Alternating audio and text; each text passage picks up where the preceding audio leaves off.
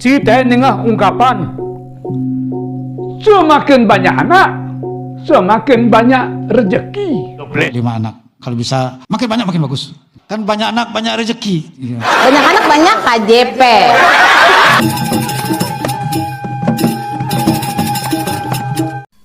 Om Swastiastu Semeton.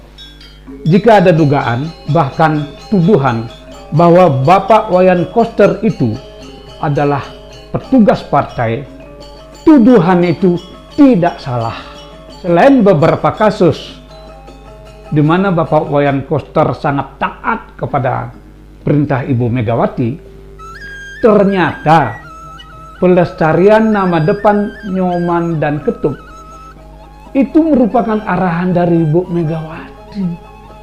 Jujur saja, saya juga mendapat arahan dari Ibu Megawati Soekarno Putri. Koster, kamu jaga itu Nyoman dan Ketut, jangan sampai dia punah itu, katanya gitu. Kalau perlu kamu bikinin perda, katanya. Wah, kalau perda agak susah, Bu. Ya, jelas susah. Karena perda itu akan bertentangan dengan program pusat yang mencanangkan program keluarga berencana 2 anak. Saya menilai masalah pelestarian nama depan Nyoman dan Ketut itu menurut Wayan Koster itu sangat serius. Seakan-akan apabila Nyoman dan Ketut itu sirna hanya ada di museum kelak di kemudian hari, maka Bali ini seakan-akan kiamat. Hal ini membuktikan Bapak Wayan Koster tidak memahami bahwa tradisi itu bukan tujuan, tetapi sesungguhnya adalah merupakan alat untuk mencapai tujuan. Kita kan sudah sejak lama mengenal ada istilah NKKBS, yaitu norma keluarga kecil yang bahagia dan sejahtera. Untuk kasus di Indonesia, lebih-lebih Bali yang penduduknya padat, norma keluarga kecil lah yang mesti diikuti. Mengapa 2 anak? Karena konsepnya 2 anak itu akan mengganti orang tuanya, sehingga pertumbuhan penduduk menjadi 0 atau zero population group. Kalau terus bertambah, sedangkan Pulau Bali ini tidak bertambah luas, ya maka akan menimbulkan dampak sosial. Sekarang saja sudah kita bisa rasakan alih fungsi pertanian dari sawah menjadi bangunan beton, pencemaran lingkungan. Ya, kepala BKKBN udah sepakat. Jadi nggak lagi KB 2 anak, KB berencana aja. Mau 3 anak, 4 anak, 5 anak. Kalau bisa makin banyak makin bagus. Kan banyak anak banyak rezeki. Mungkin saja kepala BKKBN kok ngomong punya anak semakin banyak semakin bagus, dan banyak anak banyak rezeki. Nah Semeton, saya mendapat beberapa video yang rupanya bisa dijadikan pertimbangan untuk memikirkan kebijakan Bapak Wayan Koster. Tetapi sebelum itu, izinkan saya menyuguhkan tayangan ini.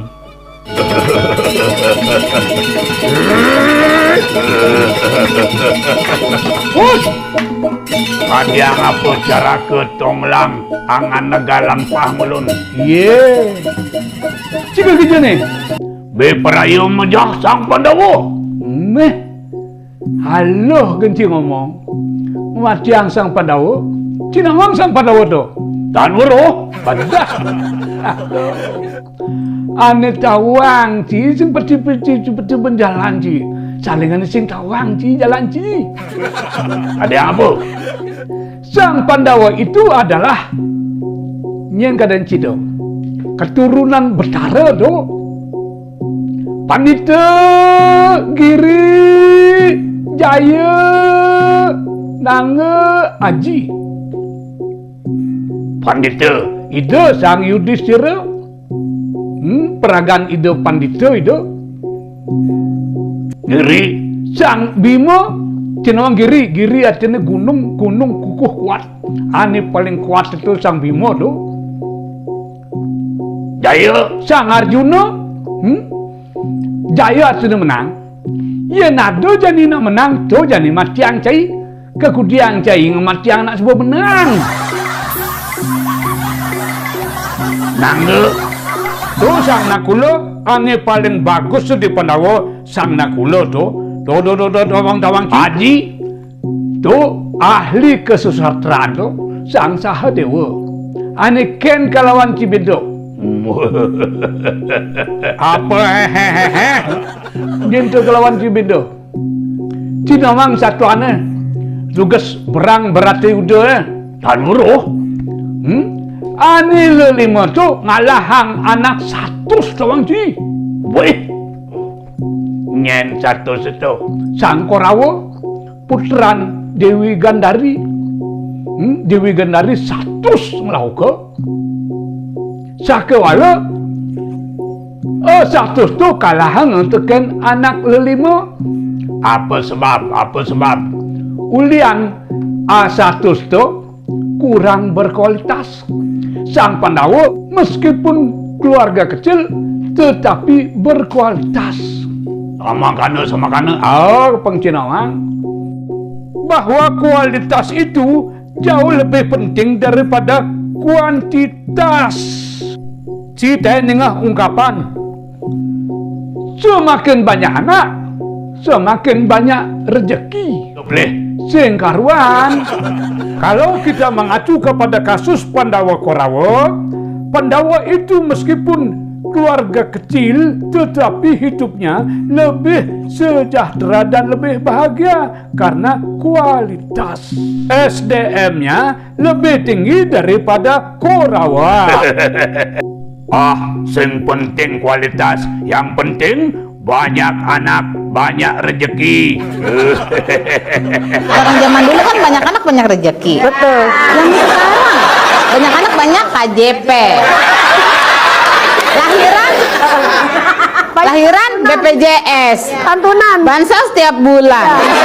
Nikmat mana yang kau dustakan?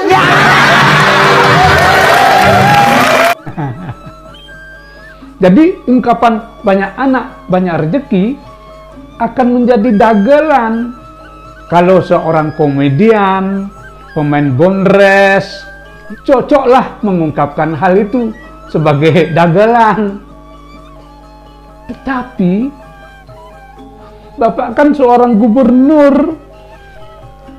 Menurut saya tidak patut dijadikan suatu kebijakan untuk kasus di Bali.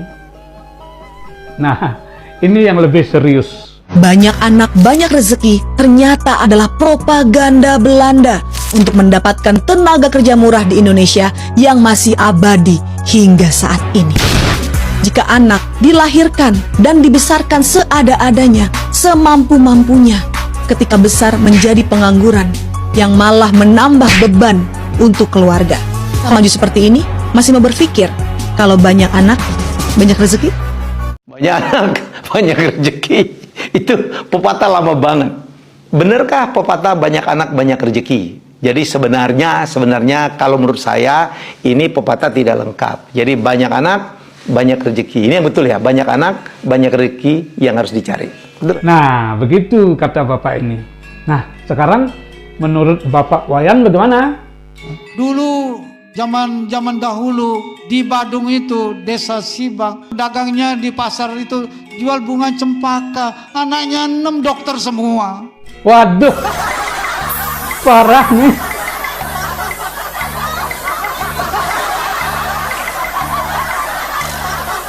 Mengapa saya bilang parah?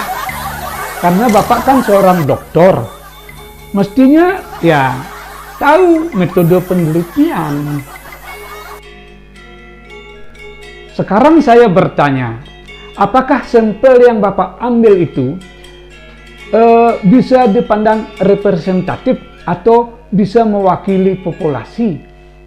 Singkatnya begini, penduduk Bali pada tahun 2025 ini diperkirakan 4,5 juta. pasangan suami istri yang produktif, ya katakanlah sekitar 500.000 pasutri. Nah, apakah sampel yang Bapak ambil hanya satu keluarga yang di Sibang itu bisa mewakili populasi yang 500.000 ini? Atau dengan pengungkapan yang lebih sederhana, jika 500.000 pasutri di Bali ini mengikuti jejak keluarga yang di Sibang itu, memiliki 6 anak, apakah akan memiliki nasib yang sama atau semuanya sarjana?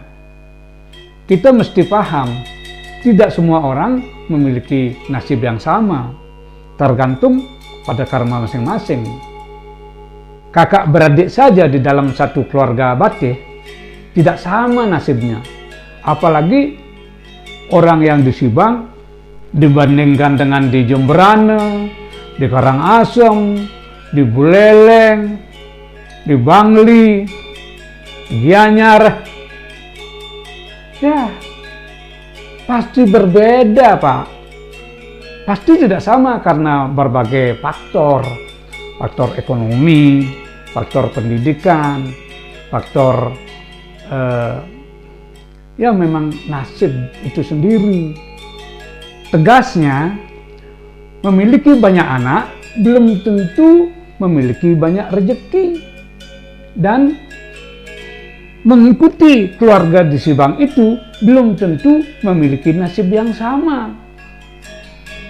Nah, coba simak video ini.